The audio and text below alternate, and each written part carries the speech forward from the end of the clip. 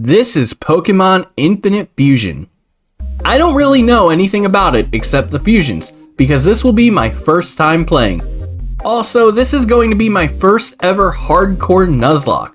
We're talking level caps, no healing in battles. Only the first Pokemon in a route can be captured.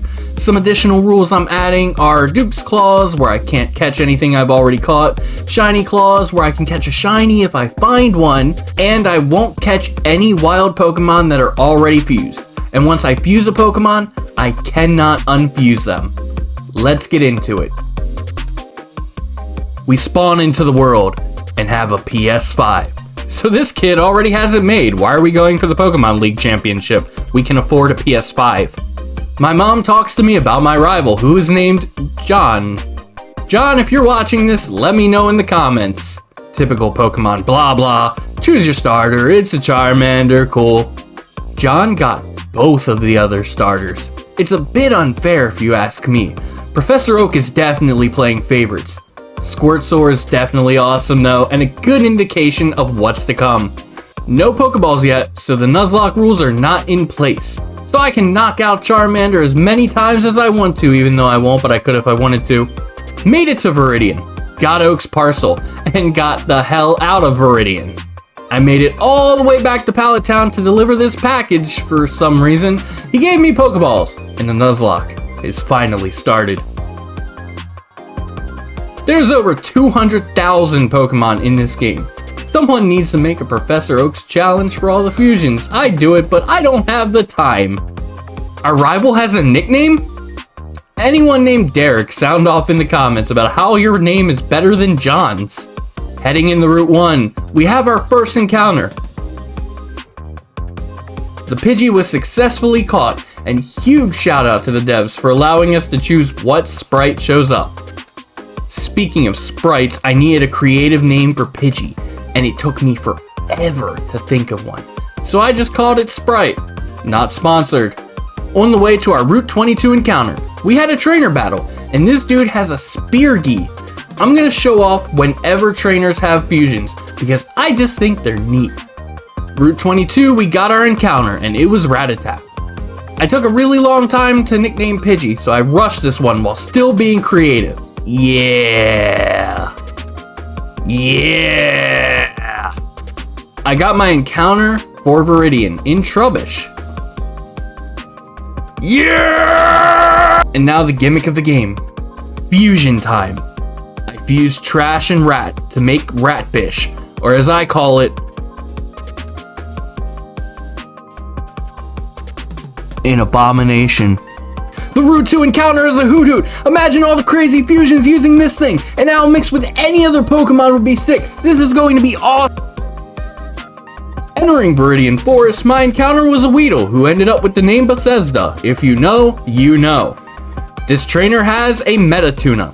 And if I was funny, I'd make a joke about how Tuna is the new meta, but who wants to hear that? Bethesda evolved into Kakuna. There's absolutely no redeeming this thing. This trainer had a Catergy. I love these fusion sprites. Huge shout out to everyone who made these. We made it out of Viridian Forest and into Pewter City, where this old man gave us a side quest. Side quests are cool. I feel called out. Whoa, we're able to go into Route 3 before Brock, so I can get another encounter. I cannot catch an Igglyran, it's already fused. So next up was something useless. Okay, at least it's a grass type. I called it Seed, and since Seed and Bethesda both suck, I'll just fuse them.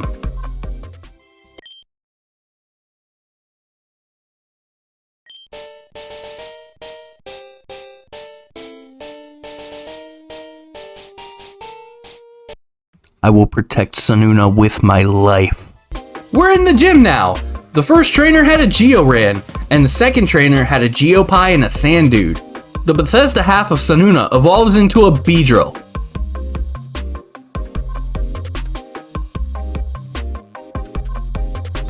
I love this thing so much.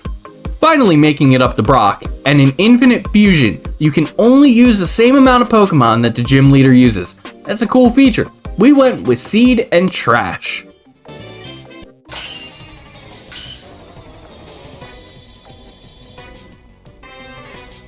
Brock used Geogy up first. The Pidgey half negates Seed's grass type moves, and its rock type moves hit hard. I still forced through and beat Geogy.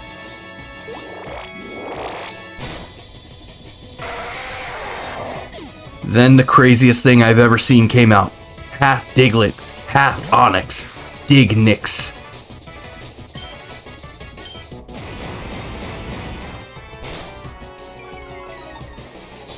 But it was a one-shot, Seed carried. Make sure you subscribe to continue on this journey with me. Plenty more fusions and battles to be had. Next time we head through Mount Moon and to Misty's gym. Thank you for watching. Welcome back to Pokemon Infinite Fusion Hardcore Nuzlocke. In the last episode, we started our journey, ventured forth to Pewter City, and obtained our first gym badge. I'm going back on two things I established in the first episode. The first being showing every trainer fusion. There's just way too many. I'm sorry, I'll still show some though. The other being Dupe's Claws, because it's redundant with the fusion mechanic. Anyway, let's show off some of the fusions I was talking about while we make our way to Mount Moon. A double battle with Pitata and Meowdile. This trainer had Catarans and Weans. This trainer had a Polyhoot, Pikaran, Spear Pie, and Speardle. Then the cutest fusion I've seen yet, Pikapuff. We pull up to the Mount Moon Pokemon Center, only to discover Nurse Joy is missing, and a lot of people need her help. But before we can find Nurse Joy, we get our static Magikarp encounter, which I named Sushi. Still a better name than Rat, am I right? She was just outside helping a Geodude. Brock was called in to help her. Apparently there's people in Mount Moon attacking people. Brock wants me to go in to check it out and report back to him with what I find. But first, the Mount Moon encounter. It was a Cleffa, who I named Cliffums. Better name than Rat, am I right? Subscribe evolved into liking the video. We make it further into Mount Moon and there were people dressed in black, hidden behind a rock, talking about beating up wimps. When I reported it back to Brock, he says probably Team Rocket and gives us Rock Smash, so we can make it further into the cave. Making it through the cave, there was a bunch of new areas, and I got a strange prism from this new area. No idea what it does yet, but it seems important, so here it is. And then I walked into something I wasn't supposed to. Come on, give it to us. This is the last moonstone we need for the machine to work. That's more like it. It wasn't so hard now, was it? Just like this. It should be fully operational now. Are you sure you want to be here for this, boss? It could be dangerous. Yes, I need to oversee every step of this personally. The results of this test could be a defining moment for the organization. Roger that. Let's put the test specimens in place then. On it. Looks like we're all set. I'll finish up the final preparations and we'll be ready to launch the test. I walk up to whatever I'm seeing, knowing full well that I shouldn't be here. What? Who let this child in here? No, we cannot afford any distractions right now. Someone take care of this kid right away. Right, boss. Hey you, Moonstone guy. Come over here. Please, I was just looking for fossils. I don't want any part of this. You heard the boss. Get rid of the kid. Or else. What did I get myself into? I'm so sorry, kid. They're forcing my hands.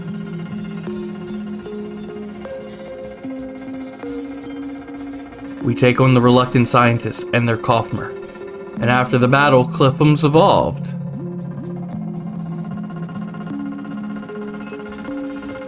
Boss, the machine is finally ready. I'm starting the experiment now.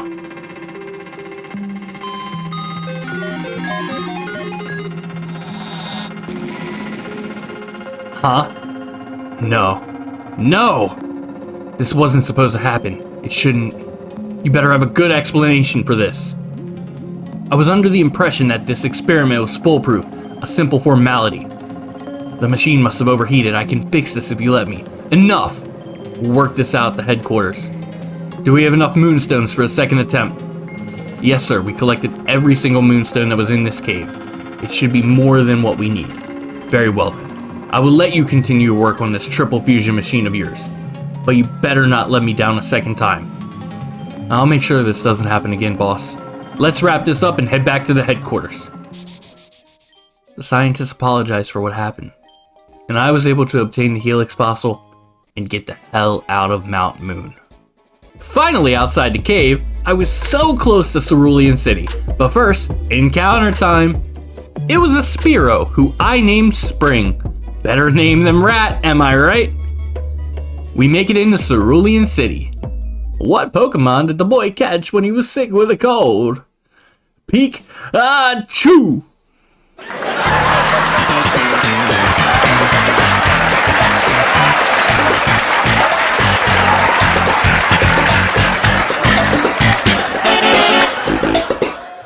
I don't feel ready for the gym yet, so we head north, and here's John Derek ready to fight.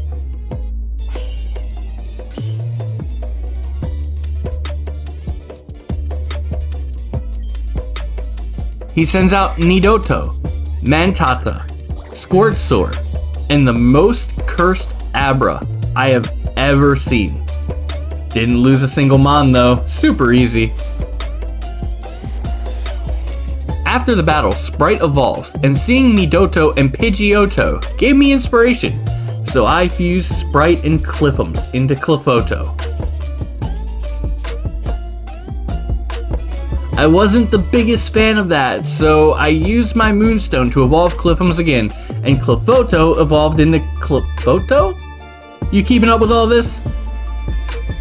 Anyway, we head north through the Nugget Bridge to the next encounter, which is Bellsprout, who is by far the sassiest Pokemon I've ever seen. We nicknamed the Bellsprout Quello. Better name than Rat, am I right? Youngster Joey moved to Kanto and brought his Rattata with him. Just show the big Rattata. Move on, don't say anything. We make it to Bill, who fuses with a Rhydon for some reason. I feel like I'm not meant to be anywhere I end up in this game. We help Bill unfuse from the Rhydon, and also, where did the Rhydon go? Did it die? Is it in a PC? Is it in the Eternal Void? I don't want to be here anymore. I got the hell out of there and into the gym, where hopefully I should be here, right? Yeah, I should be here. The first gym trainer had a Shelby and an Exie, and the second one had a Starlet. We make it to Misty and decide to take Seed and Sprite into the battle.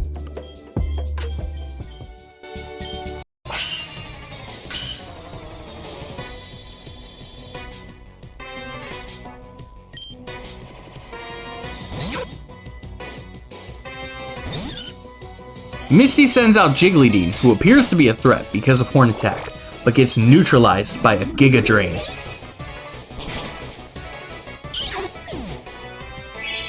She then sends out Adyu, who has resilience to Grass-type moves, but its best attack is Water Pulse, which Seed resists. Water Pulse takes 14 damage every hit, but we heal back 11 with Giga Drain. It's a dragged out battle, but eventually we prevail, and Seed carries us through another gym battle.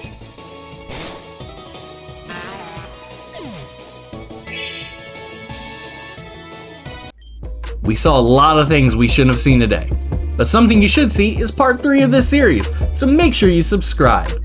Next time, we head south to the SS Anne and Vermilion City. Thank you for watching.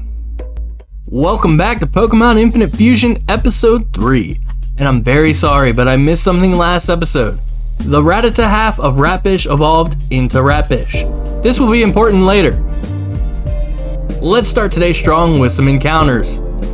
The first Route 5 encounter was Pidsprout, who is illegal for this Nuzlocke because it's already fused. The next encounter we see is Pidgey, who we've already caught, but we did get rid of Dupe's Claws last episode. So we catch the Pidgey and nickname it Santa. No clue why I nicknamed it Santa, but Christmas will be here before you know it. Also, stay tuned to see how getting rid of Dupe's Claws comes to bite me in the butt later in the episode. Heading south through the Kanto Underground, we reach Route 6, which holds our next encounter, Oddish, who is nicknamed Ferrari. I wanted to nickname it Bugatti, but I didn't know how to spell Bugatti properly and didn't want to Google it. Please nobody check if Ferrari is spelled properly. Just assume it is, please. This is a super cursed double battle, and I never wish to see a Pika-Poke or a Pika-Duck again. We're in Vermilion now, and this city is where we lose our first Pokemon. Well, not really a loss, but an exchange. After a lot of consideration, I decided it was worth trading Spring for this trainer's Farfetch'd, who was named Dux by its original trainer. Immediately outside the Farfetch'd house, a trainer on a bench gives us a Sunstone. The Sunstone we need for Seed to reach its ultimate form. I've really come to love Seed, and with every new evolution, I'm scared I'm going to get something super ugly or cursed. And I just don't know if I can handle that for Seed. I take the chance, and I evolve my Sundro into a Sundro.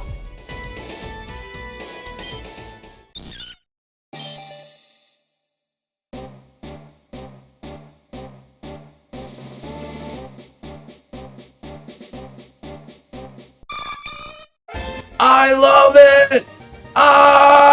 Heading east of Vermilion City, we get our Route 11 encounter, Ekans, who gets nicknamed Sneck. Then straight into Diglett's cave for our next encounter. Big surprise, it's a Diglett, who I was actually hoping for because all I have for Lieutenant Surge's gym right now is Trash, who isn't even a ground type.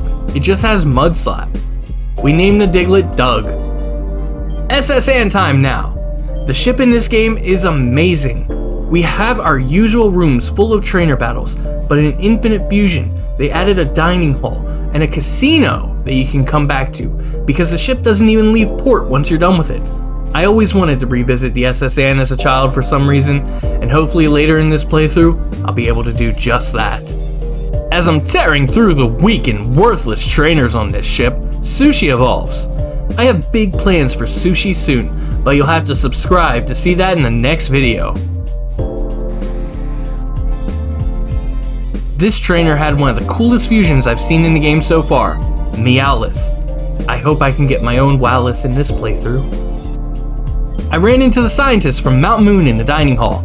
They said they've been training and offer me a rematch, which if I win, they'll give me another fossil, and I accept. They send out their Kaufmer from the first battle, and a Kabuto. The Kabuto's a bit boring, but I win and receive the Claw Fossil for my victory. I then got an encounter on the SSN apparently, and it's a Trubbish, who I named Trash 2. I'm just gonna let Magical speak for itself.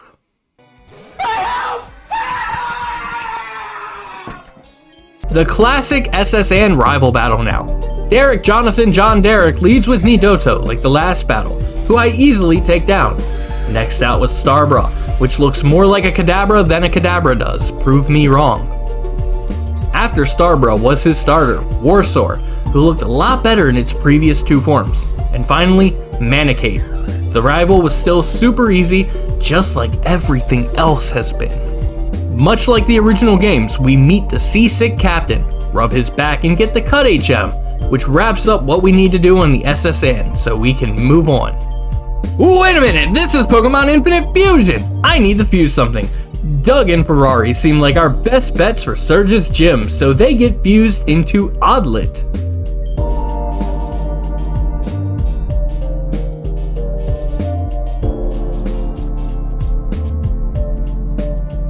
Heading into the gym now, and it's clear Surge is a step up from the previous two gyms.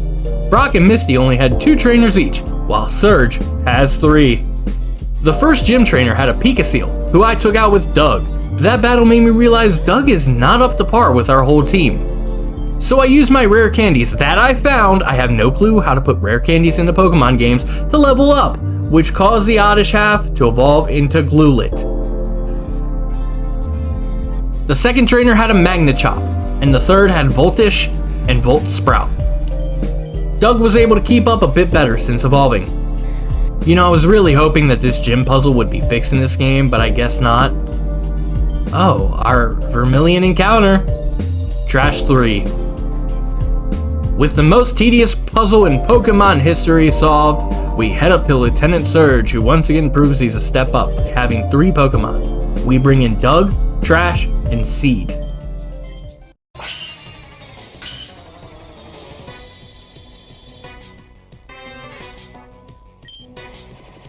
Surge starts with Voltbee, who I hit with Magnitude 5. He light screened, but Magnitude 9 broke through that and wiped Voltbee.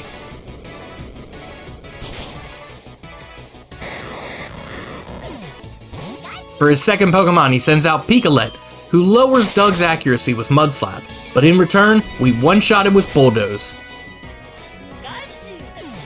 Then Surge sends out his ace, Rybuzz, who takes around half of Doug's HP with just Quick Attack. We hit back hard with Bulldoze, but Rybuzz has a Citrus Berry. Rybuzz Quick Attacks again, and we miss Bulldoze. I'm left with no choice but to switch into Trash, who takes a Quick Attack. We hit with Mud Slap, which lowers accuracy every attack, but it doesn't do much damage. Thankfully, Rybuzz misses its Thunder Punch. I start whittling down Rybuzz's health with Mud Slap while it keeps missing Thunder Punch, until it does eventually connect. Surge uses his first Super Potion, and we keep Mud Slapping. With Rybuzz's accuracy super low, and Trash unable to take another Thunder Punch, I had no choice but to swap into Seed, the Gym Sweeper. Rybuzz misses Thunder Punch on switching. We set up Leech Seed, and then start the Giga Drain Barrage as Surge's Pokemon keeps missing. Surge uses another Super Potion, but at this point it's only a matter of time until Seed once again fulfills her destiny and gains us the third Gym Badge.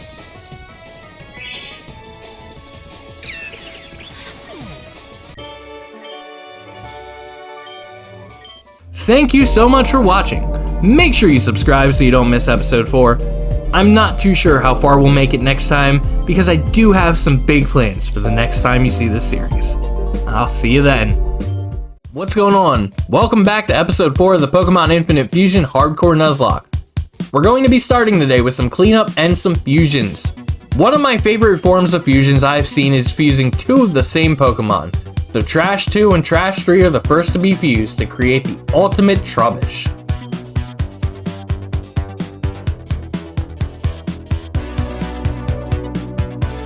And next up, it's finally time to fuse our starter.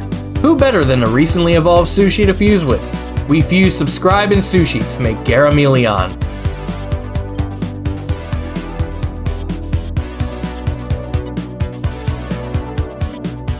With our episodic fusions out of the way, let's cast our minds back to episode 1. We made it out of Viridian Forest and into Pewter City, where this old man gave us a side quest. Side quests are cool. Yep, we're gonna do some side quests because as it turns out, they have some great rewards. I didn't show them on screen, but during my episode 3 recording, I got a pickaxe that negated the need for Rock Smash and the Flash HM as a reward for doing quests.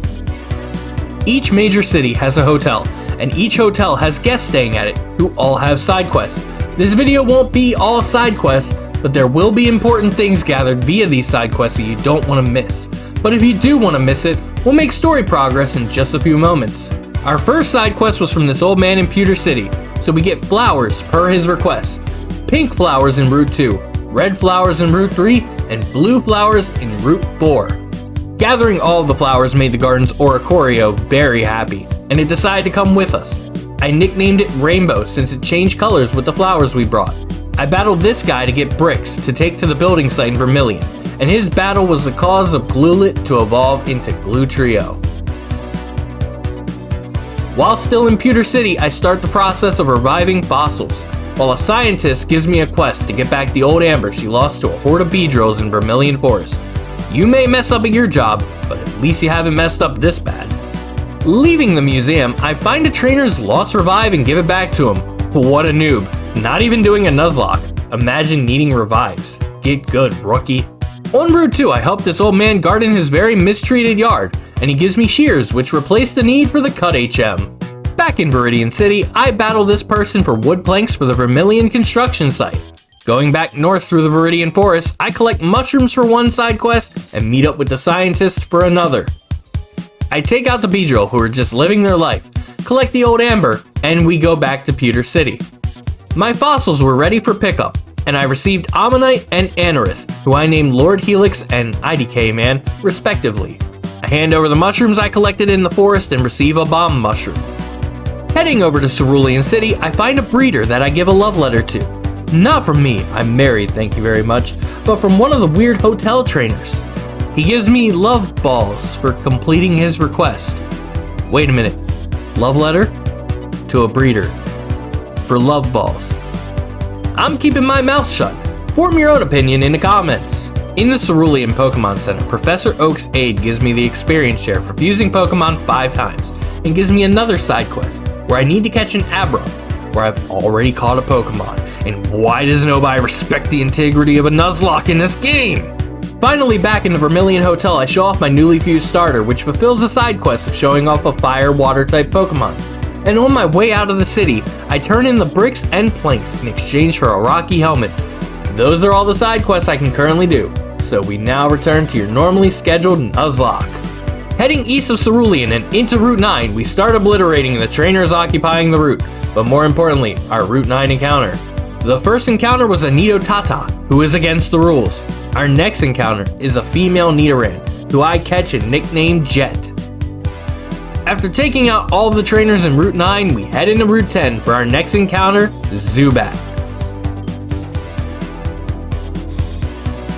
Ignoring that, we actually have early access to the power plant, so we head in and get an encounter there, which is Voltorb. Voltorb gets the nickname Stan. Straight into Rock Tunnel for yet another encounter, Mankey. Even though she's a female, I knew what I needed to do as soon as I saw her.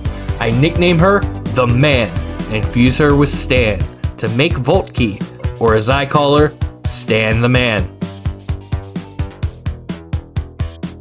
Heading through Rock Tunnel, and there's once again a bunch of trainers to fight. Nothing of too much note in Rock Tunnel except I get another strange prism. Got out of Rock Tunnel without too much trouble and into Lavender Town. I kind of just skip past Lavender Town for now and head west into Route 8 for the next encounter. We come across a Meowth, who I nickname after my own cat, Miso. I go through another part of the Kanto Underground and end up in Route 7 for another encounter.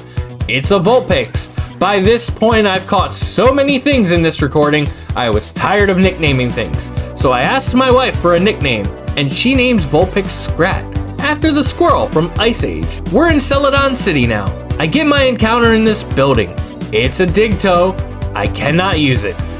It's the dev of Pokemon Infinite Fusion and they know my name. I'm famous. They must be subscribed to me. I go to get my free Eevee, but guess what? It's someone else's Eevee. They do ask me to take it for a walk until it's exhausted as a side quest though. I didn't even make it out of the building before Eevee became exhausted. I go to drop Eevee back off, but she just gives me the Eevee. Thanks, I guess. I asked my wife for another nickname, but she couldn't figure out what the neighborhood squirrels from Fred were named. So I saw a bottle of ibuprofen near me, and I named Eevee Ibuprofen. I'm somewhere I shouldn't be again. Team Rocket is running a black market for fused Pokemon, but fused Pokemon are against the rules, so I didn't buy anyone today. Team Rocket's blocking all the sewers. No Team Rocket base in the game corner. Erica's gym is locked. What is a WowShane to do? What else besides head into Route 16 for a new encounter? It's another Spearow. Spring again. Being on Route 16, I realized I never got my bike for the bike path. So I flew back to Cerulean City with my new Fly HM and picked up the bike using the bike voucher that I got from the Pokemon fan club president in Vermilion. And since I had nothing to do in Celadon apparently, I flew back to Lavender Town and entered the Pokemon Tower. Darejon was already there to battle me again. He leads with an evolved Nidoto. Ice Fang takes Nidoto past half health, and Chipaway did nothing to subscribe. Jonic uses a Super Potion, but this battle is already won. Ice Fang again past half, another Super Potion, another Ice Fang past half, and one more to take out Nidoto. Starbra comes out next and I switch into Trash. Trash outspeeds and one-shots with Crunch. Warsaw is next and I swap into Seed for some reason. Rapid Spin and Bubble do basically nothing to Seed, and 2 Giga Drains take Warsaw out of the battle. The rival's last Pokemon is Gyarados and I swap into Stan the Man. 2 Sparks knock out Gyarados like it was nothing. Note how John Derek didn't have Manecate in this battle, which means in this game, he killed 2 Pokemon. After the battle, we hear a ruckus happening near us.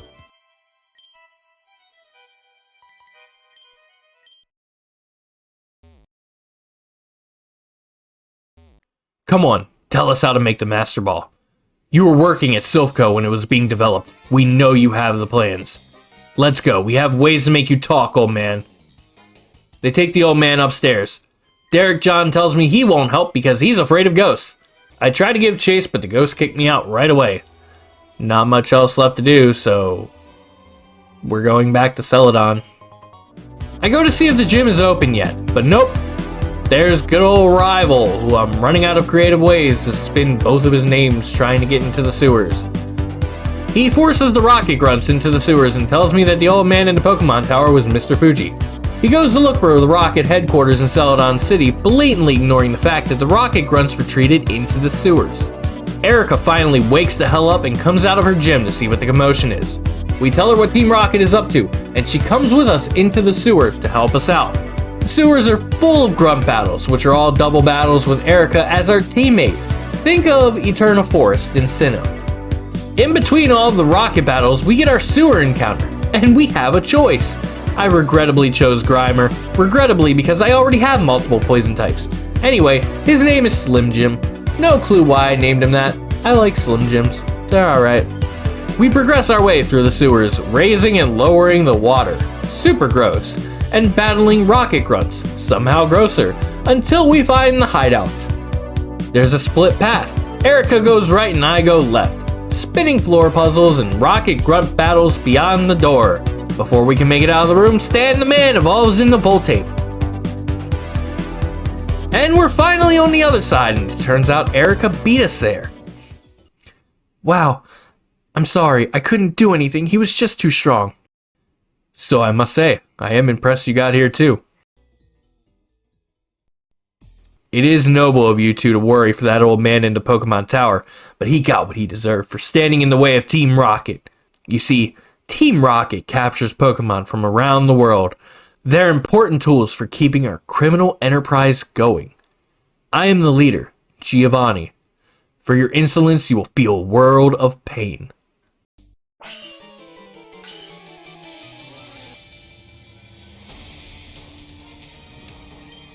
He sends out Arnix first, who I Aqua Tail past half HP. Arnix acid sprays back, which hardly does anything. Another Aqua Tail knocks it out. Next, Giovanni sends out Ryrus. I swap into Seed. Seed shoots out a Leech Seed, and Ryrus returns with a Stomp that takes around 1/3 HP. Then Giga Drain knocks out Ryrus. Seed wins, lol. Giovanni's last Pokemon is Honkan, who Seed stays in for. It Sucker Punches and fails. I Leech Seed and miss. It Sucker Punches and fails. I Leech Seed and hit. Noticing it's only going for Sucker Punches, I take time to set up Growths while healing off of Leech Seed. Until it hits me with Confuse Ray. And of course we hit ourselves in confusion with boosted attack stats. I cannot take the chance of losing Seed, so I swap into Trash. Honkan tries to hit with Shadow Ball, but it doesn't affect Trash. Trash gets Confuse Rayed, of course, and hits herself, of course. Sucker Punch finally hits and it's a crit. This is not going well, but we finally push through Confusion, Crunch, and beat the leader of Team Rocket. I see that you raise your Pokemon with the utmost care. A child like you would never understand what I hope to achieve. I shall step aside this time. I hope we meet again. Giovanni disappears and Erica comes to speak with us.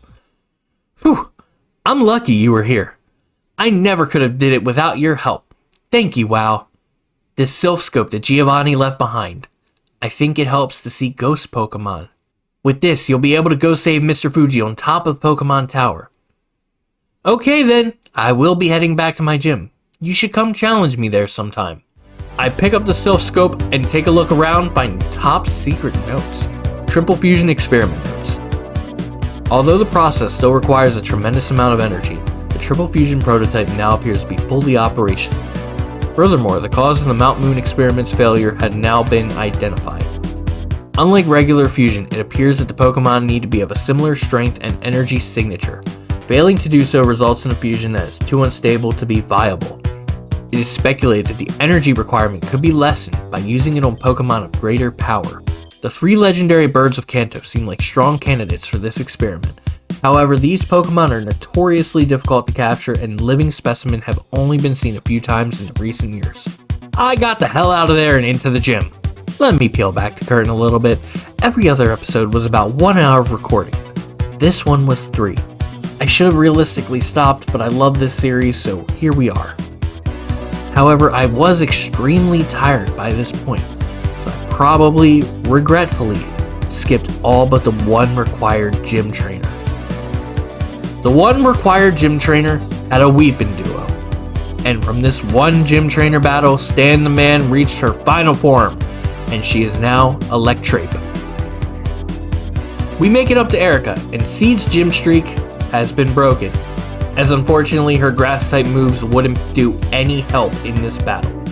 We take in Subscribe, Sprite, and Trash.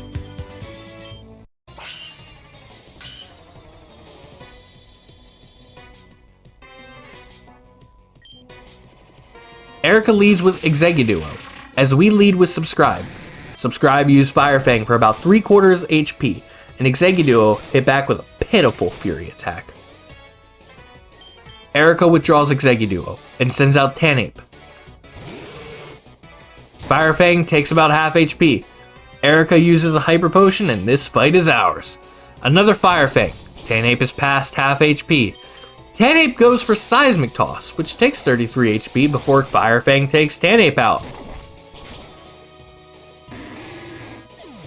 Erica sends back out Execuduo. I know we outspeed, and we can take it out. So Subscribe stays out the Fire Fang and take out Execuduo. Erica's ace is next to come out, and it's Vileplume. I outspeed and go for Fly. Vileplume misses Poison Power. Fly hits for over half HP, which causes Vileplume to eat its Citrus Berry. Vileplume then starts charging energy for Solar Beam, but I know I outspeed. I go for Fly again, which causes Vileplume to miss Solar Beam. Fly connects and takes out Vileplume, netting us our 4th gym badge, and we're officially halfway through the Kanto Gym Challenge.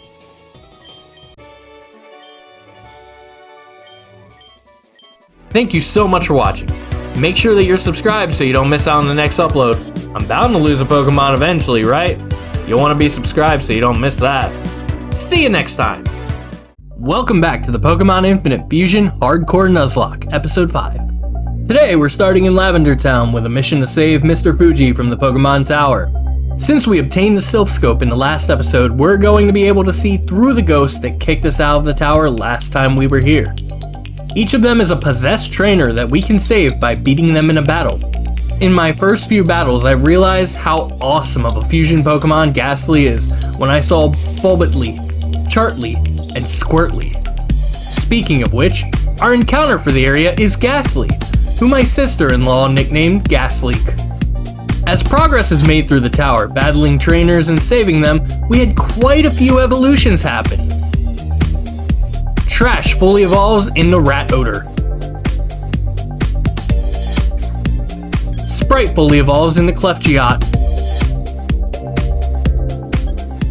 And Subscribe fully evolves into Garazard. As the top of the tower approaches, there's only one trainer left.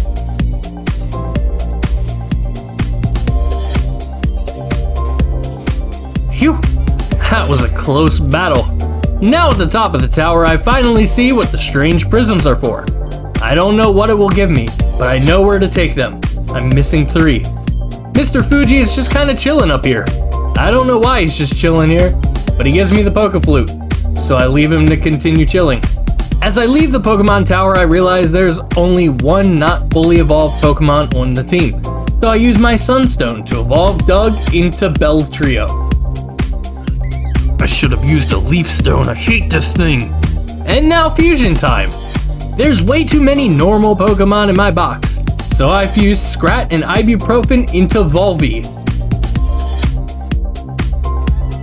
Quello and Gasleek into Gasprout. And Miso and Jet into Nidos. That's enough fusing, for now. I head south into Route 12 for one purpose. I battle some trainers along the way.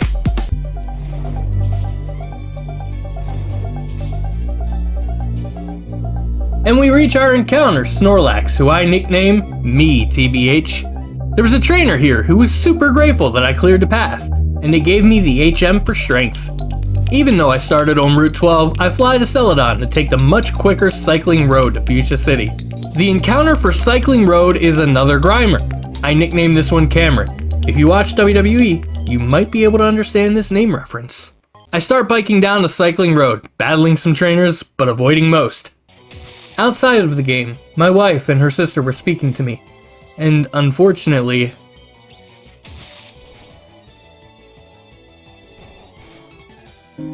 we lost Stan the Man. Our first loss of the Nuzlocke. What hurts about it is, it was completely avoidable, and it was my own fault that I lost Stan the Man. I leave Cycling Road and enter Fuchsia City, straight to the Pokemon Center, where we lay Stan the Man to rest. Gone too soon. Thank you, my friend.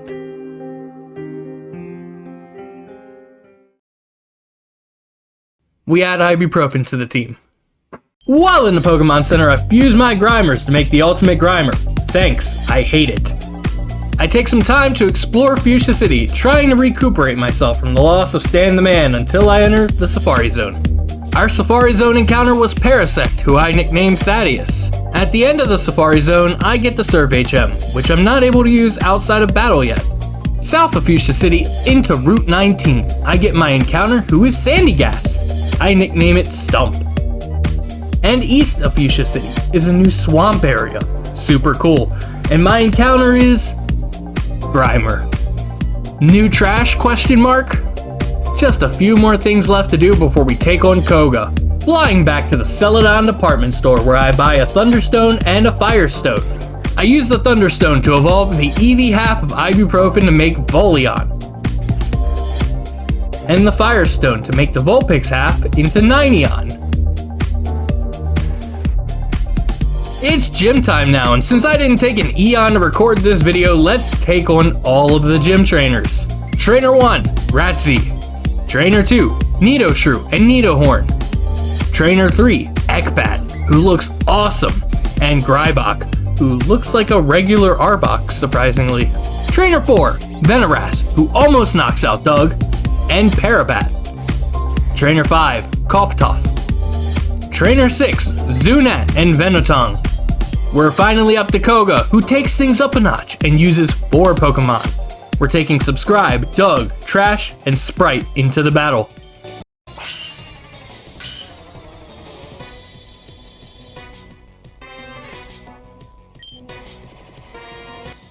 Koga sends out Venomer to start. Signal Beam does nothing to Subscribe, while 2 Fire Fangs take it out. Second out is Magnafang, and I stay in not thinking about how I could be one-shot by a 4 times weak electric attack. Fire Fang around 3/4 HP, and Magnafang luckily Sludge Bombs. Koga uses a Hyper Potion, and this battle is won. Fire Fang for around 3/4 HP again, and a burn this time. Koga withdraws Magnafang into Beether, who looks sick. Beether gets Fire Fang for just over half. Beether uses Agility and seals its fate with another Fire Fang. Magnafang comes back out, and guess what? Fire Fang! We knock out Magnafang. Koga's Ace comes out, and it's Chanook. I accidentally switch into Trash. I meant to switch into Doug. So I use Sand Attack 6 times to lower Chanook's accuracy, and then swap into Doug. Doug hits Earth Power for less than half, and Chanook misses Takedown. Earth Power takes Chanook to around 1/4, and Doug is Toxic. We miss Earth Power, and Chanook raises Evasion. Uh-oh. We hit Earth Power and leave Chanook with a sliver of HP. Chanook misses Takedown. And we hit 1 final Earth Power to defeat Koga and obtain our 5th gym badge.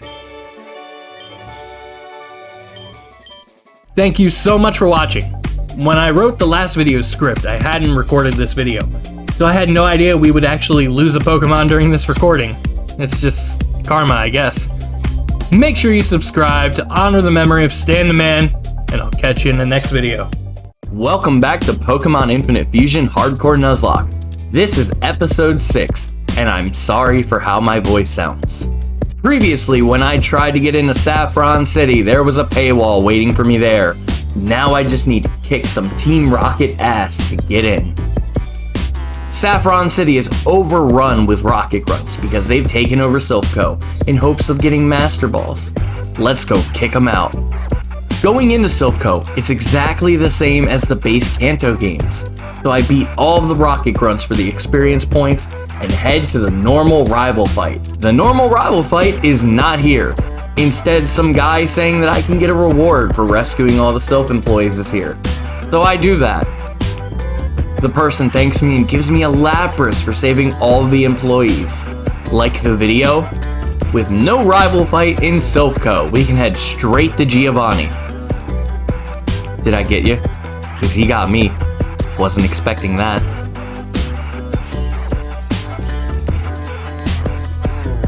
I'm gonna be honest here. I'm not translating this entire battle. It's too much work. So I'm just going to show it on screen. If you're watching this when it's uploaded, I'm very sorry about the lack of recent uploads. Life has been very unexpectedly busy recently. And if you're watching this in the future, then obviously I have a few million subscribers by this point. Leave a comment about your flying car or your robot children or something. I took out all the rocket grunts in the building, and coming into the battle, everyone but Ibuprofen was at the level cap. So I was basically as prepared as I could be coming into it, and it was still an insanely close battle. But I came out unscathed. It's clear that this game is getting a lot more difficult. Now let's go take on Giovanni.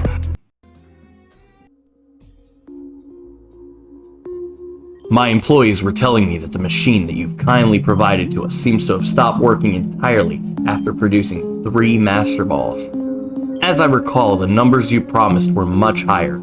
Have you perhaps been lying to me about its capabilities? It was never designed to print such a sophisticated ball. I don't know what to tell you, Giovanni. It simply needs more time. Don't you dare condescend me. This was not a part of the deal that we've discussed. Do I need to remind you of what Team Rocket does to those who are not able to uphold their end of the bargain?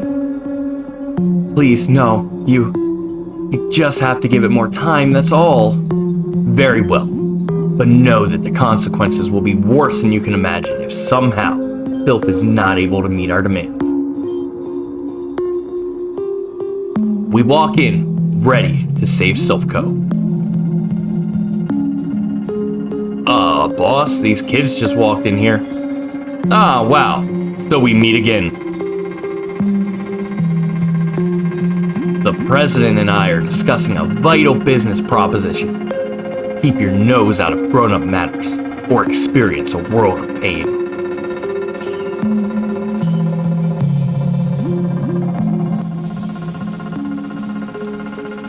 Once again, another battle that would be an absolute pain for me to transcribe.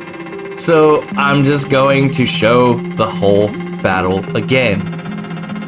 It is insanely cool though, that it's a double battle with John Derek. I should head back to Pallet Town soon to see if I can change his name or something. Farm those common interactions with people who share a name with him. I kind of already covered what's been going on with me in the last battle, so how have you been? Are you enjoying the series?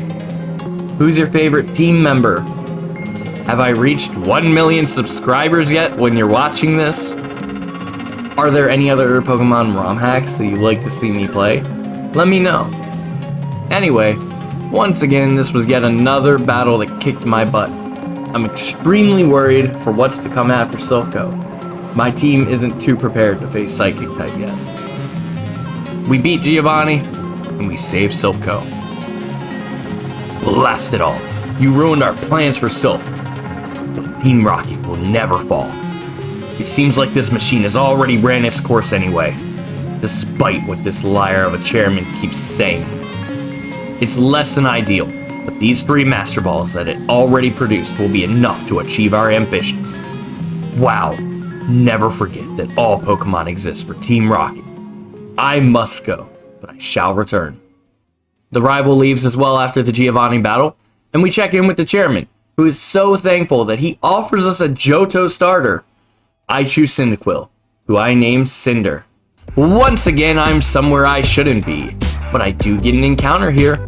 It's Rotom, who I nicknamed Meteor. Gym time now. No, not Sabrina's gym, but the fighting gym. I want my free Pokemon. I fight through the gym grunts, who have Magnechoke, Meowki, Manchoke, Mansur, Primler, Harry, Farchop, Gravarath, and Raichoke. And now to the leader, who has Hitmonchan, Hitmontop, and Hitmonlee. Wait, what? One shot by counter? Are you serious? My starter Pokemon. I beat the fighting gym, but at what cost? I got a free Hitmontop, who I nicknamed Wasn't Worth It. In the Pokemon Center, we lay subscribe to rest alongside Stan the Man. There will be no replacing this beast of a Pokemon.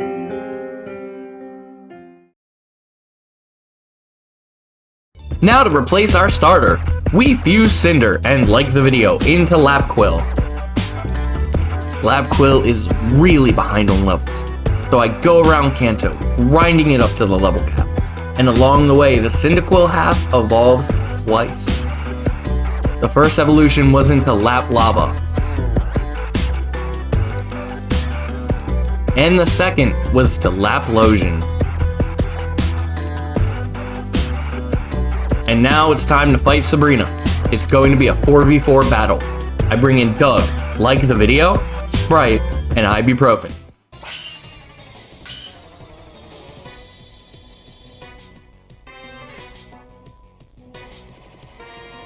Sabrina leads off with Hipmime. Doug hits Earth Power. Hipmime nasty plots in response. We take the next turn to start digging, and connect with it the turn after to knock out Hipmime. Sabrina sends out Ezreon next. We hit Earth Power, and Ezreon sets up a Future Sight. We use Earth Power again, when Ezreon hits back with a Dark Pulse. I almost had it, but Sabrina uses a Max Potion before we can knock out Ezreon. So we hit another Earth Power before Future Strike hits and takes out Doug. We'll have time to grieve later. We send out Sprite for vengeance. The less moves this thing can hit, the better. We set up Fly, and Ezreon misses Future Sight. Fly connects, and this thing has Moonlight to heal itself. Come on! Set up Fly again, and Ezreon misses Dark Pulse. We hit with Fly, and then get hit by a Dark Pulse. We fly once again and avoid another Future Sight. We hit with Fly and it heals using Moonlight again. Flying again to avoid Future Sight again. Hitting Fly and Ezreon light screens. Sabrina uses another Max Potion, but this time I saw it coming, so I hit Wing Attack.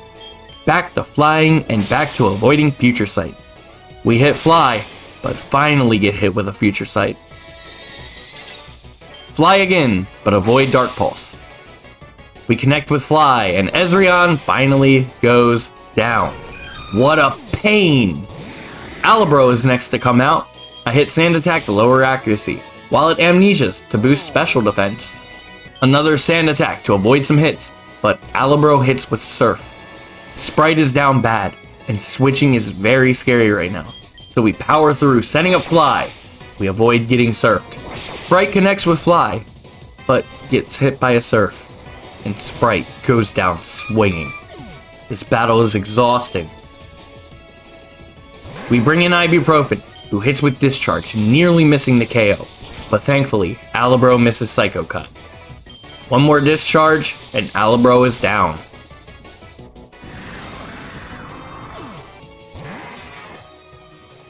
We swap into Like the Video, as Sabrina sends out her last Pokemon, Genkazam. Genkazam hits Calm Mind, and I'm fed up with this battle, so I hit Pear Song. 3 turns left, stupid. Genkazam hits Shadow Ball for big damage. I respond with Ice Beam, hoping to freeze, but I'm unable to. 2 turns left. I switch into Ibuprofen, who takes massive damage from Shadow Ball. 1 turn left. And it's at this point then I know we're losing someone else.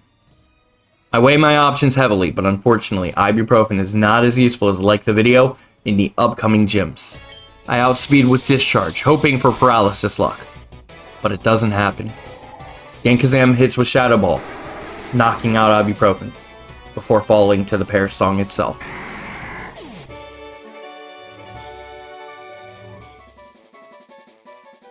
I beat Sabrina and obtained my 6th gym badge, but this is far from a victory.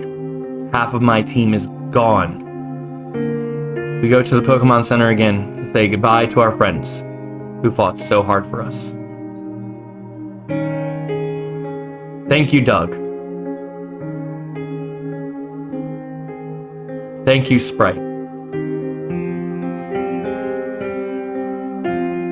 And thank you, ibuprofen. We have a lot to do to get our team ready to fight again. I'll see you guys next time. Thank you for watching. Welcome back to Pokemon Infinite Fusion Hardcore Nuzlocke. This is episode 7, and we only have half of a team. So we start today by fusing Wasn't Worth It and Meteor into Rotop. With all the deaths last episode, it's time for some births.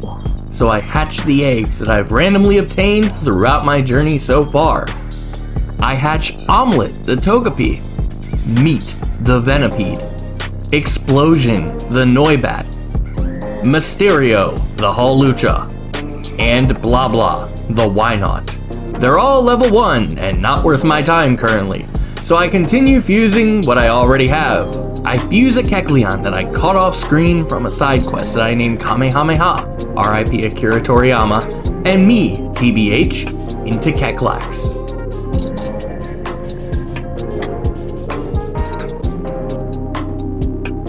And IDK Man fuses with Rainbow to make Anacorio. Yep, this sure is the dream team. Now it's time to go home. We say hi to Mom and get an egg from our sister. I dropped the Derek part of the rival's name to just John. Sorry, Derek's. I guess John's are just better. It's now time to head south to Cinnabar Island. I take on the trainers along the way to catch the dream team up in levels, and we get our Route 21 encounter. We catch a Zubat of the Sea, Tentacool, and I nickname it Tentafool. Haha, got him. We make it to Cinnabar Island, but before we can make it to land, encounter time, it's another water Zubat. Good riddance. Heading into the Cinnabar lab, we revive the old Amber we got in episode 4 in Aerodactyl, who I nicknamed Rocky. And I immediately know what to do with him. I grab Rocky and Stump and fuse them together in the Sandy Dactyl. This is definitely one of my favorite fusions I've seen so far. Leaving Cinnabar Lab, and Team Rocket is harassing a sailor.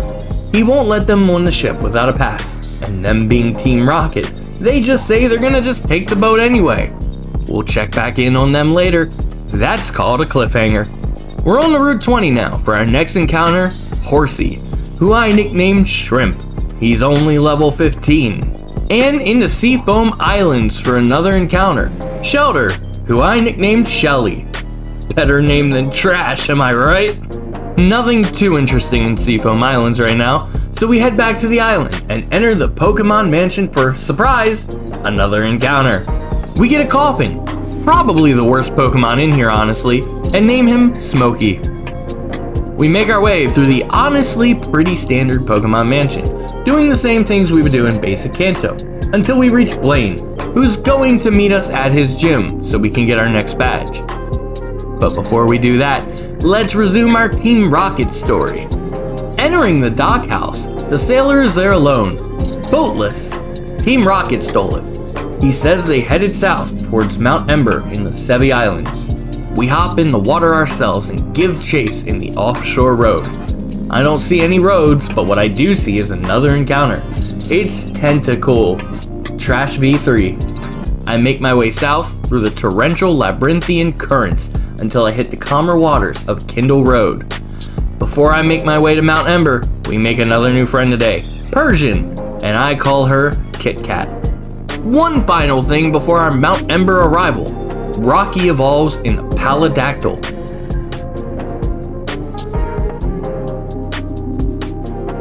I love this thing. Ladies, gentlemen, and everyone in between, we've reached our destination of Mount Ember. Please remain seated and buckled while we get our next encounter, Machoke. Machoke's sprite alone deems her name become Y for the rest of eternity. We fight countless rocket grunts as we tear our way through Mount Ember, getting deeper and deeper until we reach the core of the volcano.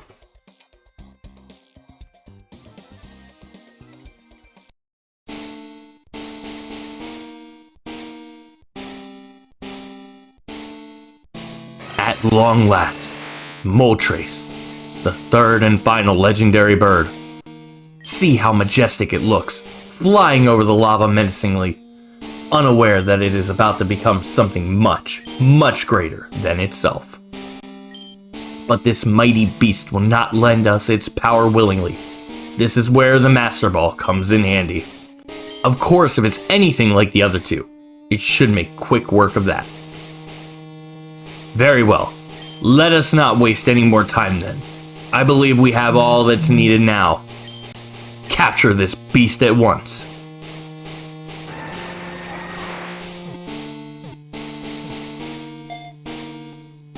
We hear a Pokeball successfully capture a Pokemon in the distance.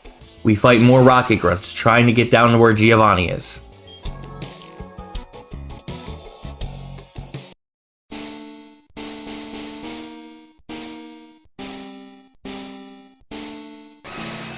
Yes, as I predicted, Moltres was no match for the Master Ball. Just like the other two. Speaking of which, now would be a good time to bring them out. And now is the moment that we have been working towards all this time. This is the moment that Team Rocket rises to previously unreachable heights. Shall we do it now, boss?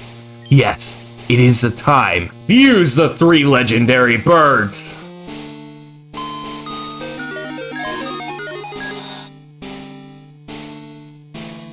Fusing the 3 legendary birds?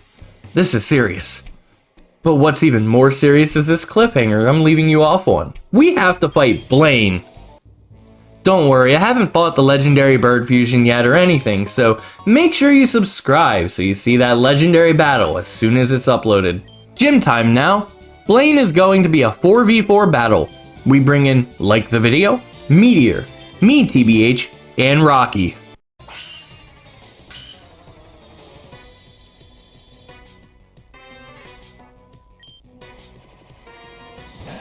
Blaine leads off with Glue Dash, who immediately sets up Solar Beam. I hit with Flamethrower for about half HP. Solar Beam connects for just under half, and another Flamethrower takes out Glue Dash. Blaine's next Pokemon is Magdon, who I hit with Surf and barely missed a KO. We get hit by Hammer Arm. Blaine uses a full restore, but Surf is able to take out Magdon from full HP. Next out is Chargdactyl, who kidnaps like the video. Chargdactyl hits Skydrop, and my heart sinks into my butt. We hit with Surf and barely missed a KO. Switching into me TBH, and he gets crunched. He takes one more crunch before critting with Slash and taking out Chargdactyl.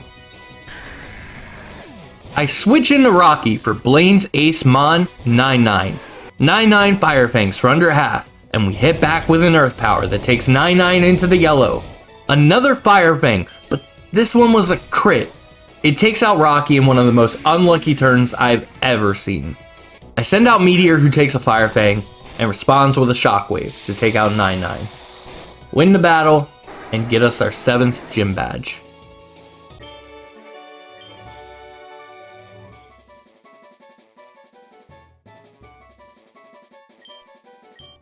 I'm getting real sick of doing this, but we head to the Pokemon Center and we put Rocky to rest.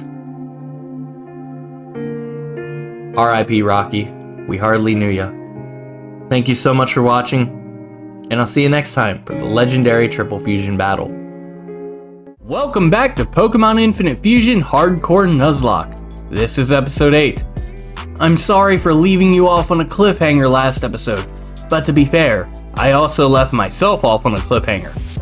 Well, scriptwriter WowShane knows what happens, but the WowShane in the past playing the game has no idea what's coming his way. But that's still me, so I should know. But I didn't know. But I know now, so I should know now what I knew then. Or should I know then what I know now? Is this stalling making you upset? Good. We start out the day by getting Ghastly out of the daycare, then doing our required 1 fusion per episode by fusing Tentacool with Tentacool to make Tentacool.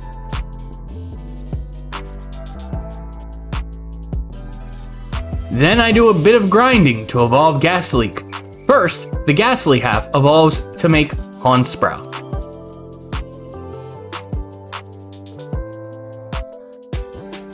Then the Bellsprout half evolves into Haunbell.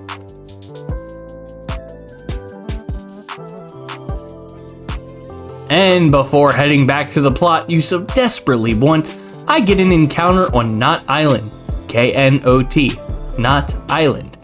It's a Whalmer, who I nickname Waldo. Enough stalling, we head to Mount Ember, before stalling some more and using a Leaf Stone to evolve Ghastly into Haunbell.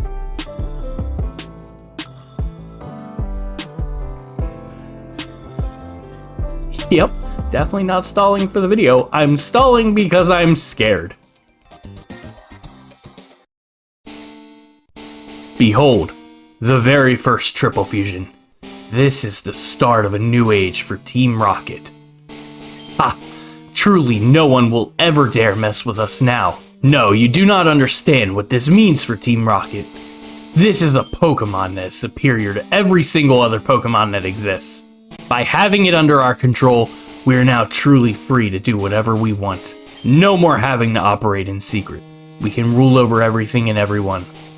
Gym leaders, the Elite Four, they cannot match up against this Pokemon.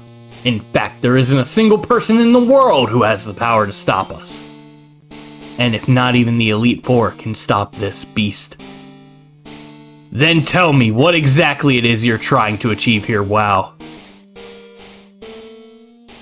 Wahaha, did you think I did not know that you had infiltrated our operation? My loyal henchmen have been telling me everything. How you followed us all the way over here and how you've been trying to stop us from capturing the legendary bird.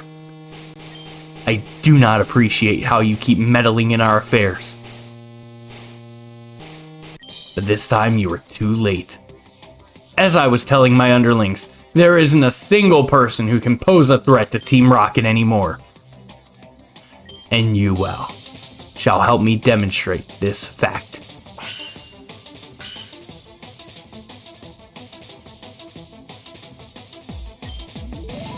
Well, here it is. Zap Malkuno. I'm scared. So immediate Perish Song. A. Ice Beams. M sets up Tailwind, and Z Thunderbolts to leave us at 16 HP in 1 turn. I have to switch stall, so out comes me, TBH, who takes Flamethrower, Ice Beam,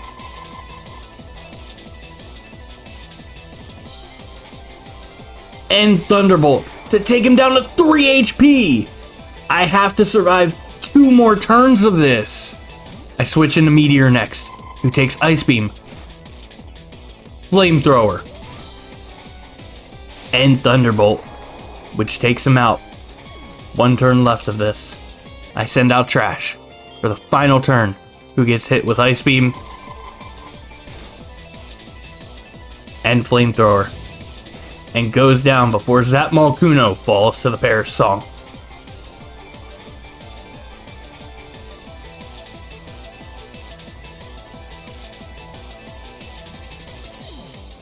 I cannot believe it.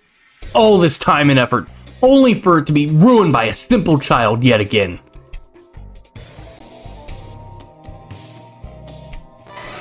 Boss, the bird is acting up.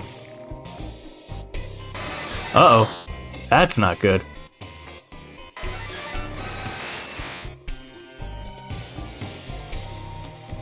Boss, what should we do about this? Should I give the order to chase after them, or... Although we don't have any more Master Balls, I must go. The future of Team Rocket is unclear at the moment. I must think things over quietly. But boss, do not follow me.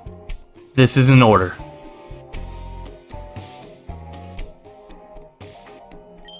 Do you think he's going back to...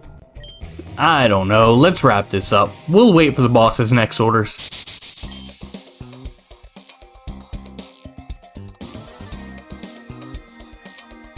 Before we do what must be done, here's something I didn't show you.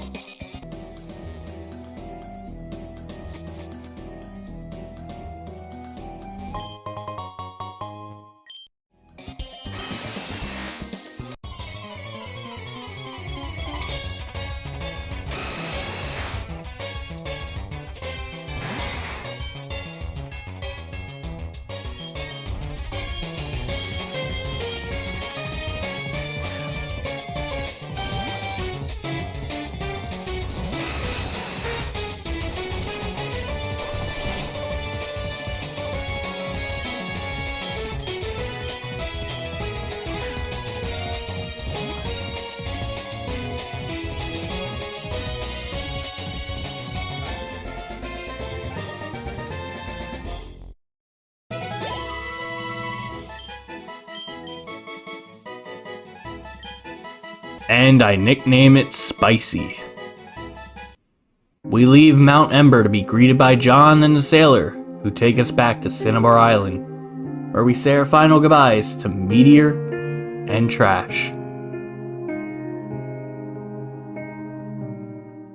Next up, Kit Kat and Y get fused together into Perchoke.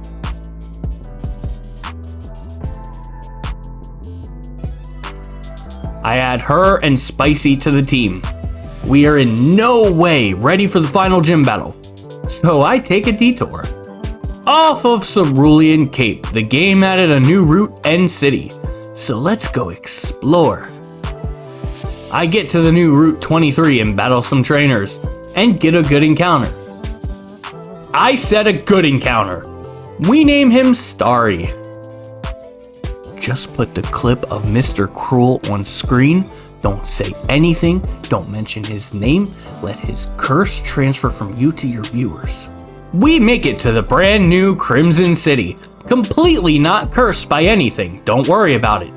Neat little city, and very cool of the devs to throw in this completely unique area. It's always felt like something needed to be behind Bill's house.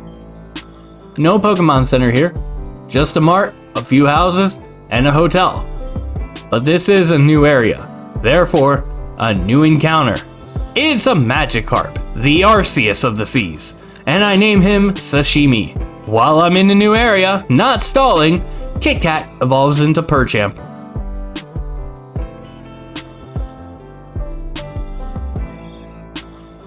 And Gasleek evolves into Gainbell.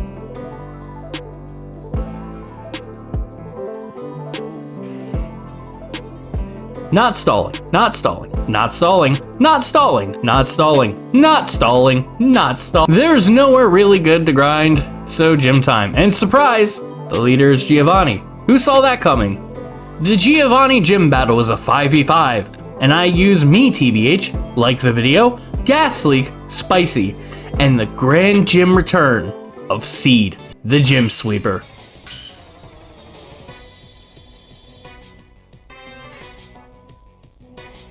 Giovanni leads with Ryrus. I set up growth for a sweep attempt, while Ryrus bulldozes, lowering my speed.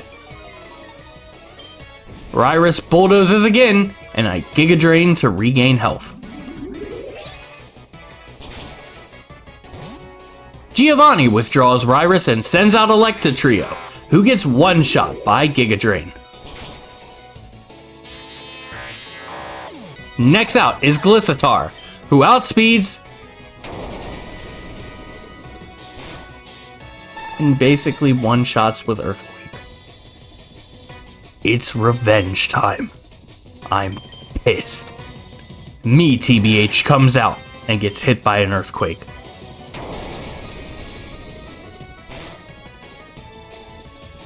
But sets up a yawn, making Glissatar drowsy. I switch into Spicy, but Giovanni the cheater reads it and hits big with Thrash. Glissatar falls asleep. I bring out Like the Video, who surfs this thing into red HP. Giovanni uses a full restore and I surf it into the red again. Giovanni uses a full restore and I surf it into the red again. I'm not saying it again. 3 times. Giovanni withdraws Glissatar, and it's Ryrus again, who gets surfed into a KO.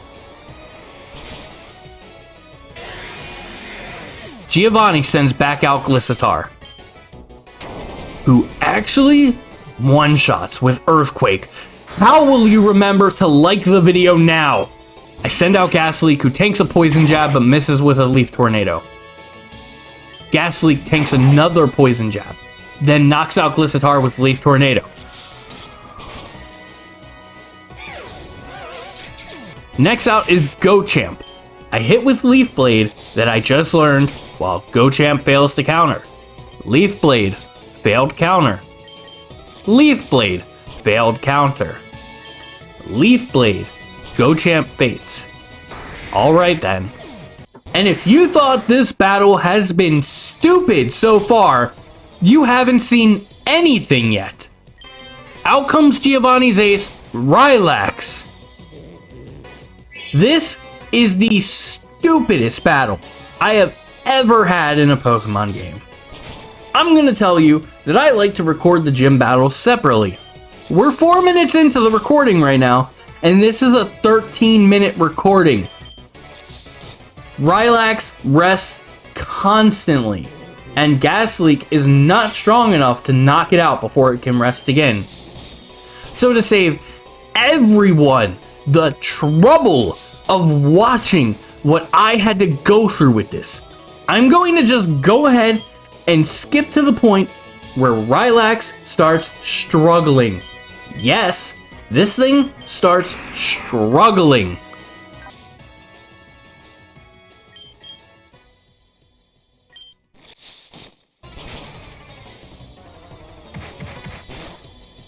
Yep, it knocked out Gas Leak with a struggle. I am extremely unhappy with this entire battle. I send out Spicy to set up a Fly. Rylax misses struggle. Fly connects and knocks out Rylax, winning us our final gym badge.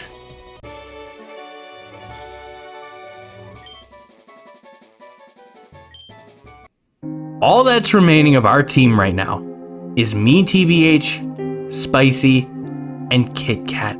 We head to the Pokemon Center to lay the better half of our team to rest. Seed the Gym Sweeper. Like the video.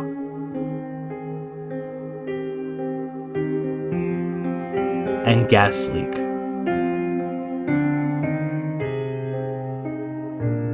I thought we'd be able to storm the Elite Four next episode, but we're gonna have to do some major team building first, and a bunch of grinding. I'll see you next time. Thank you for watching. Yep, this is where we're at. Welcome back to Pokemon Infinite Fusion Hardcore Nuzlocke. This is episode 9, and this is it. This is Endgame. Today we make our way to the Elite Four, and we either win or lose. Now, who's ready for the ugliest sprites we've seen so far? We fuse Thaddeus and Waldo together to make Whale Sect.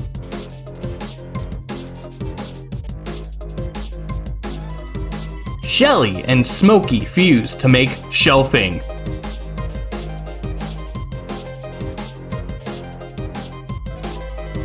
And Sashimi and Starry fuse together to make Pidgeycarp. I refuse to go any further while being this underleveled, so I spend the next hour or so battling the same trainer on repeat to get up to the level cap. With that grinding comes evolutions. First, Sashimi evolves into Pidgeydose.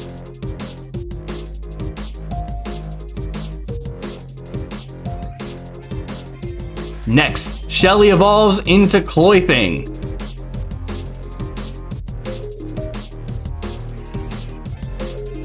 Back to Sashimi, who evolves into Pedos.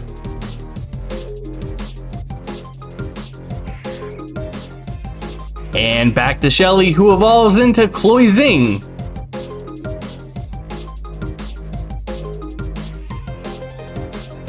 And finally, Thaddeus evolves into Whalesect.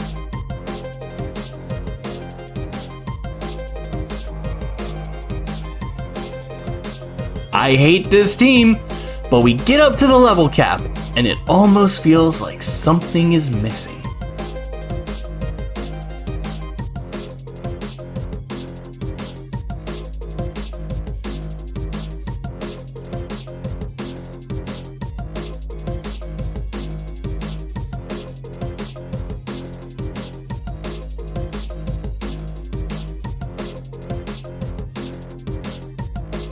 We name it Zappy, and we fuse Zappy with Spicy to make Zaptrace.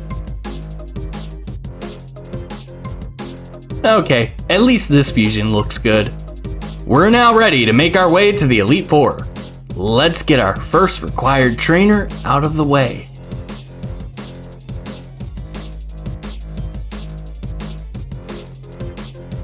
Oh, you poor soul. I'm so sorry for what I must do. We meet up with John, who calls us a warm-up and is ready to battle.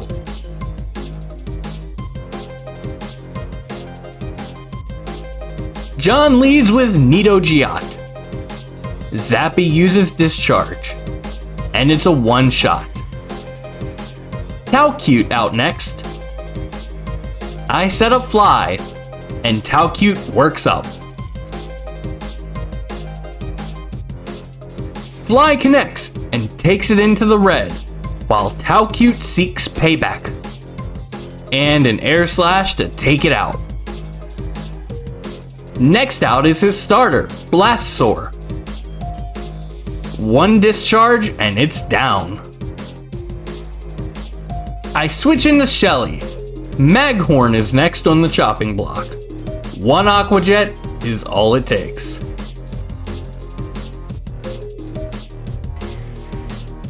I switch back into Zappy for John's Electados. Discharge takes Electados into the red, and it sets up Light Screen. What a fool! One more discharge takes it out. John's last mon is Starkazam. We discharge it into the red, and it retaliates with a weak Swift. One last discharge to take it out and win the battle.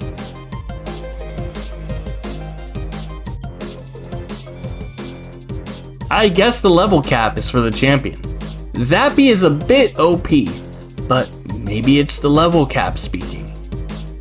We step into the Pokemon League gate, and we pass our badge check in order to end up on Route 26 for an encounter.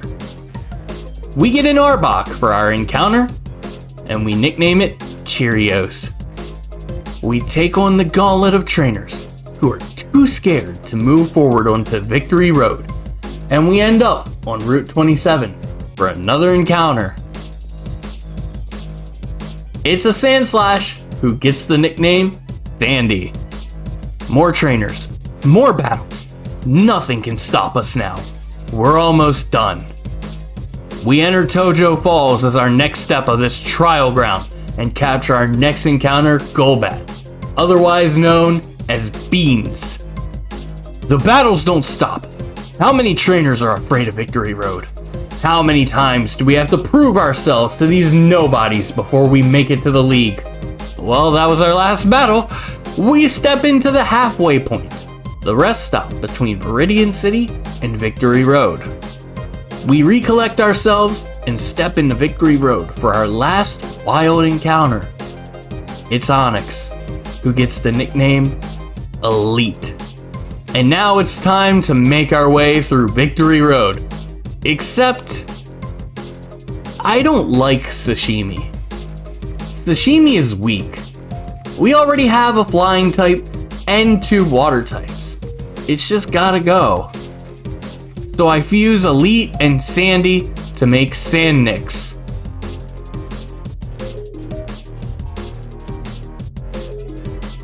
We make our way through the pretty vanilla Victory Road, defeating trainers along the way. Not even a rogue strength puzzle can stop me. I'm ready to be champion. Sandy then stops me to evolve into Sandlix. I see something up there. I need it. I force my way through the road of victory to make it to this obscure corner where I saw whatever caught my eye, and it did not disappoint.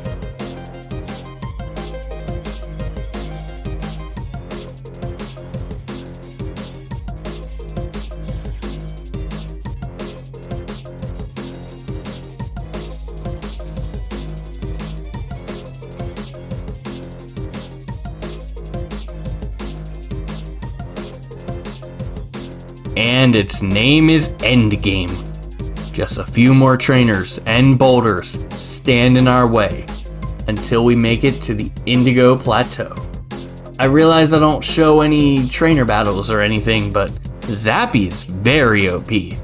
And to be honest, I'm not the biggest fan of Sandy. So why not become even more OP?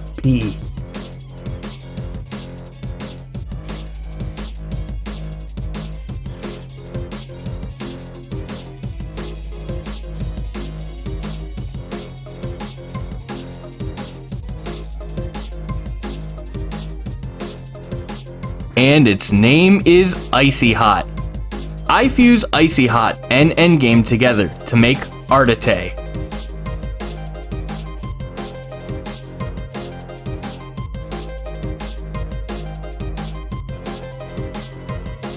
All of this time and effort, all of it, for these next 5 battles. Like, subscribe, let's do this. First of the Elite 4. Ice Trainer Lorelei.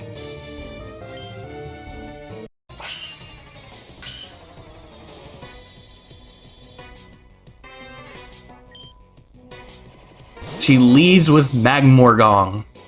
Zappy discharges for half, and Magmorgong responds with Bubble Beam. One more discharge takes out Magmorgong. I switch into Icy Hot for Mama Bro. Flamethrower hits hard, while Bro's Ice Fang does nothing. Lorelei uses a full restore, and Freeze Dry's Lava Plume hits it hard. Another full restore used before we Flamethrower into the yellow and burn Mama Bro. One last Flamethrower takes down the Mammoth Brother. Out next is Weavras. I Lava Plume for half, and Weavras embargoes. Oh no, I can't use items. Lorelei withdraws Weavras, and sends out Tentaster, who takes a Lava Plume for quarter HP. Icy Hot uses Freeze Dry for minimal damage, while Tentaster responds with an Icicle Crash. Ancient Power takes Tentaster into the red while it sets up spikes. One more Ancient Power, and Tentaster goes down. Weavras is back.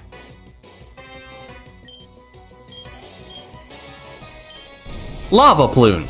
It's gone again.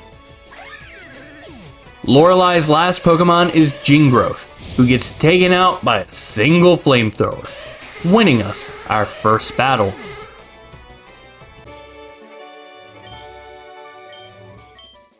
In between each of these battles, I will be healing health and power points as needed. On to battle number 2, Bruno, the Fighting Master.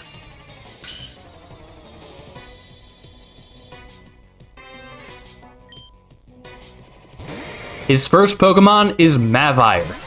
I lead with Air Slash, and it Thunder Punches in return. Zappy sets up Fly, missing a Thunder Punch. Bruno takes time to full restore before Fly connects, taking Mavire past half HP. Another full restore before Air Slash takes half of Mavire's health.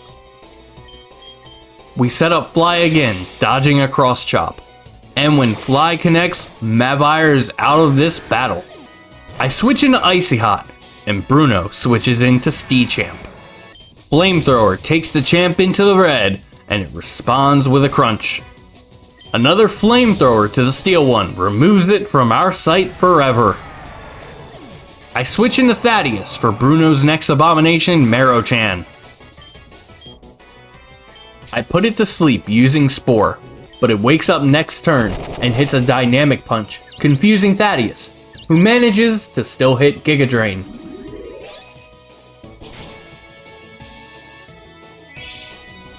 I try to put Marochan back to sleep for some reason, but Thaddeus hits herself in confusion, which luckily causes Marochan's counter to fail.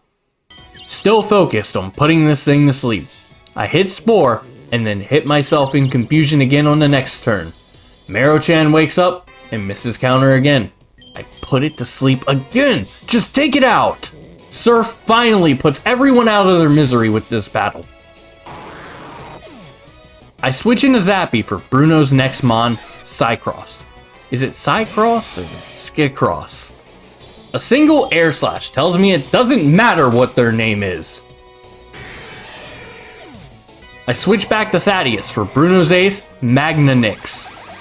Magnanix locks on to Thaddeus, so it can see itself go to sleep in crystal clear 4K.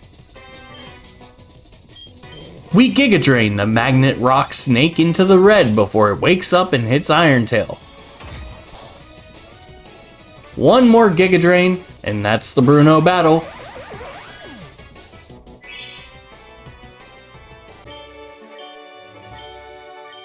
We heal as necessary, and head to face the ghost of the Elite Four herself, Agatha.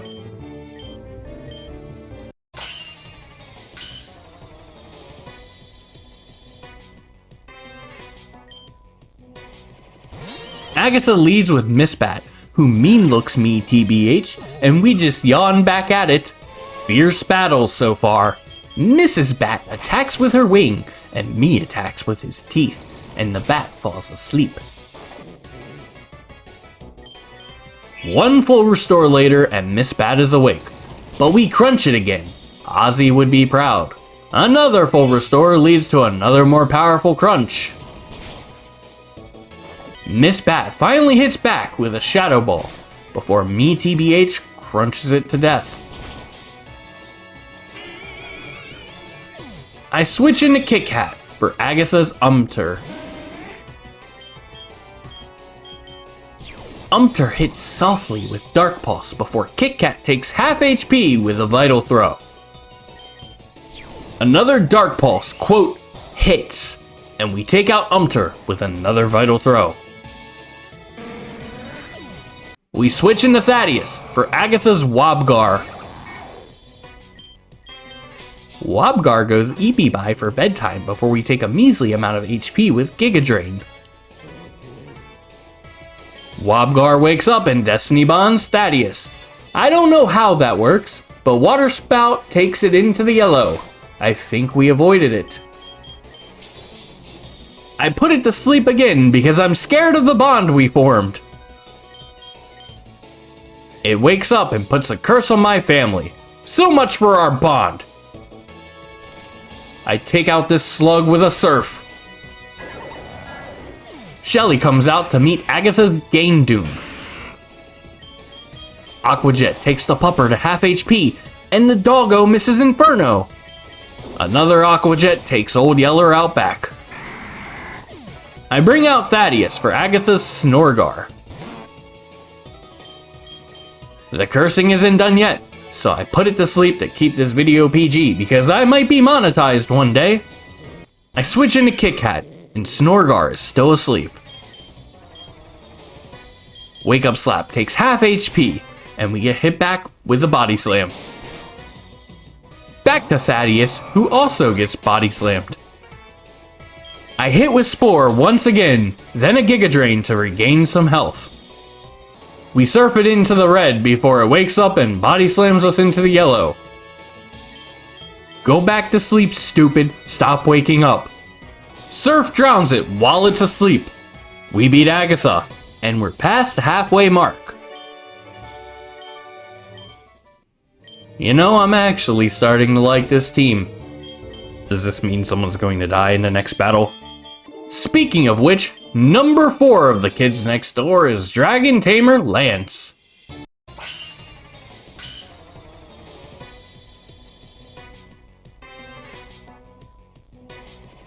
Lance sends out Dragados. Icy Hot freeze dries it for a one-shot knockout.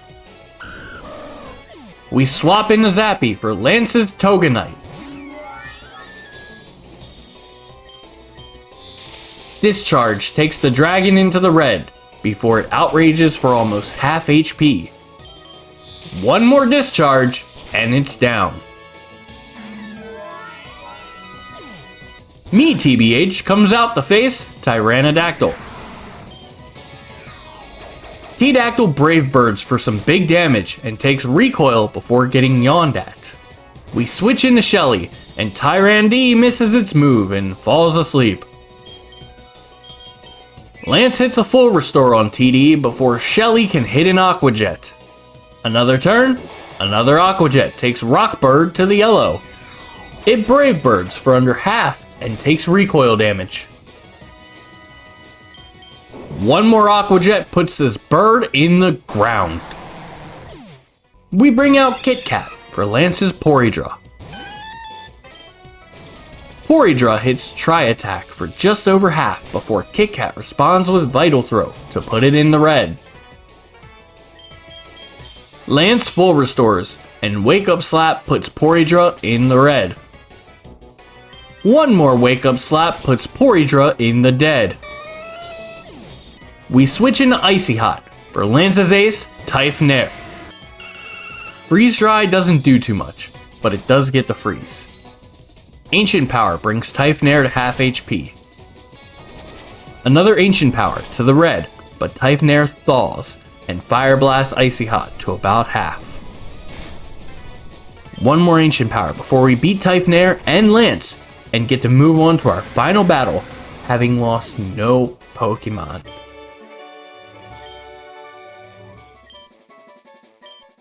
With everything at stake, we approach an overconfident John for our final battle.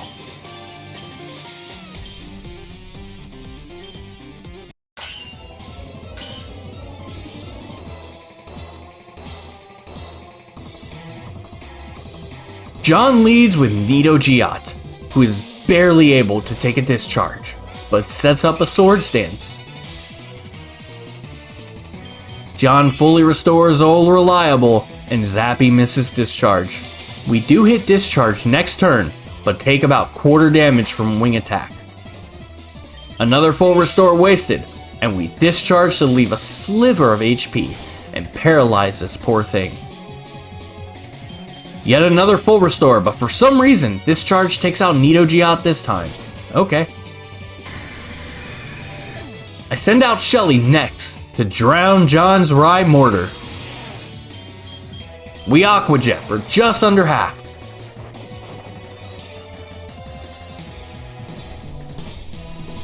And Fire Blast does more than half. I misread the Absorb Bulb that Rye Mortar had as a water absorbing berry. So I Aqua Jet Rye Mortar into the red before Shelly gets Fire Blasted again and goes down. Thaddeus comes out for vengeance. John full restores Rye Mortar, but Thaddeus one-shots with Surf. That's for Shelly. Icy Hot comes out to take on Tautor. We Flamethrower for just under half, but get hit big by a Giga Impact. Knowing Tautor has to recover from that, I switch into Kit Kat. Kit Kat hits Wake Up Slap to almost red before getting hit big by Zen Headbutt. One more Wake Up Slap puts Tautor out of my misery. We switch into Zappy for John's weak Starkazam. One discharge takes this thing out. What's new? We then switch into Thaddeus for Electados. It dances like a dragon before being put to sleep.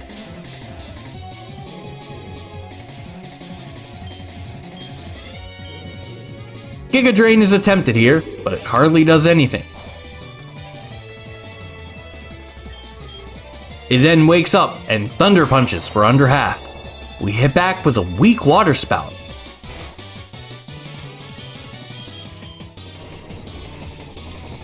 Electados dances again and goes to sleep again. I switch into Icy Hot while Electaboy is still sleeping. Icy Hot is able to Ancient Power this thing into the yellow before John withdraws Electados and sends out Blastoise, who gets hit with a Freeze Dry. Icy Hot Flamethrowers, but I guess it's more water than grass, and Blastoise hits with a Hydro Pump, taking out 2 of my legendaries. Zappy comes back out, pissed off, and discharges Blastoise into the red before it starts to set up a Skull Batch. Another discharge out, and we take out John's starter. We switch to me, TBH, for the last stretch of the battle with Electados, who's still sleeping. And just like that, one Body Slam is all it takes to make us champion of the Kanto region.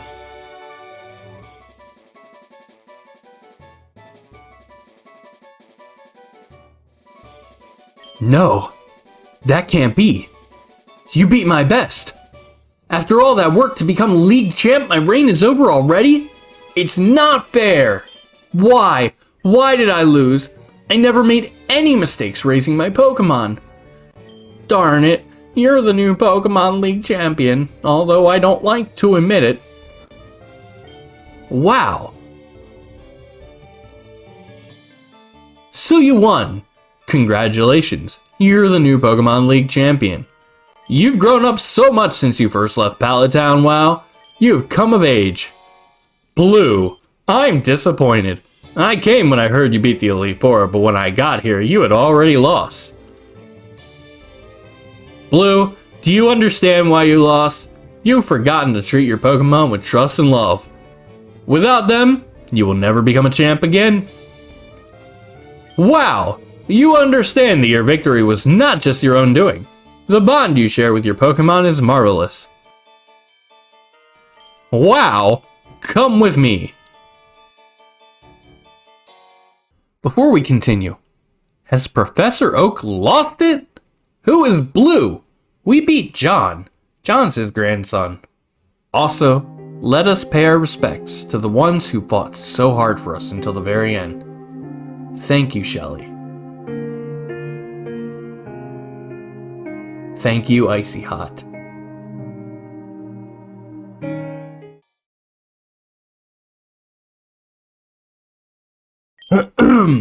Congratulations, WoW! This floor is the Pokemon Hall of Fame. Pokemon League champions are honored for their exploits here. Their Pokemon are also recorded in the Hall of Fame. Wow! You've endeavored hard to become the new League champion. Congratulations, WoW! You and your Pokemon are Hall of Famers. Zappy, the Zaptrace. Kit Kat, the Perchamp.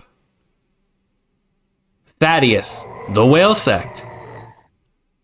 R.I.P. Shelly, the Cloising. R.I.P. Icy Hot, the Ardite. And me, TBH, the Keclax.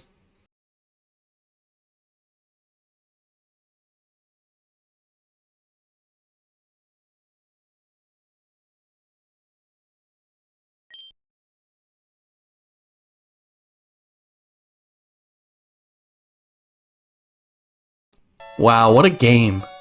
I'm going to let the credits play out to properly shout out everyone who worked on this amazing band game / ROM hack. I'm gonna be real, I honestly thought after Sabrina we weren't that long for the run, but somehow we were able to pull through. Maybe it's the 2 legendary fusions I had, who knows. Maybe I'm just that good. I do want to spend some of this time in the credits remembering those who fought for us along the way, but weren't able to make it to the end. Stan the Man. Our starter. Subscribe. Doug. Sprite. Ibuprofen. Rocky. Meteor. Trash. Seed.